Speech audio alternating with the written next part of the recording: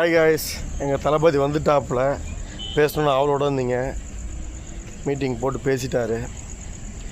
என்னவோ திமுக தான் 100% எல்லாம் பண்ண மாதிரியும், குறை சொல்லணுன்னா குறை சொல்லிகிட்டே இருக்கலாம். ஏதோ நாங்கள் மட்டும்தான் செய்வாங்க சரி. நீங்கள் கூட்டணி இல்லாமல் தனித்தனி நின்று பாருங்களேன். இதே எங்கள் தளபதிக்கு கூட்டணி அமைஞ்சால் வரவங்களும் சேர்த்துப்பார், இல்லைன்னு சொல்லலை. உங்களை மாதிரி கூட்டணி வச்சுக்கின்லாம் பேசுகிறாங்க கிடையாது. கூட்டணி இல்லாமல் ஸ்டேட் டு ஸ்டேட் ஒத்தைக்கு எங்கள் தளபதி கூட நின்று பாருங்களேன். எங்கள் இளைய தளபதி பார்த்தா உங்களுக்கு எப்படி இருக்குது? சும்மா சாதாரணமாக பேசாமல் இருக்கார். நீங்கள் ஏதோ பயம் காட்டிங்க நினச்சிக்கிறீங்களா? அவர் சைலண்ட்டாக அவங்கள செஞ்சுட்டு போயிடுவாப்புல. மாறி படத்தில் தனுஷ் சொல்கிற மாதிரி உங்களுக்கு இருக்குதுங்க. எலெக்ஷனில் மக்களே உங்களுக்கு புரிய வச்சுருவாங்க.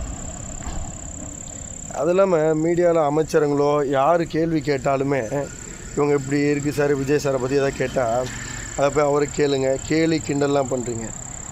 நீங்கள் எவ்வளோ வேணால் கிண்டல் பண்ணுங்கள். பேசினவங்களாம் சால்வை போட வருவீங்க எங்கள் தளபதிக்கு.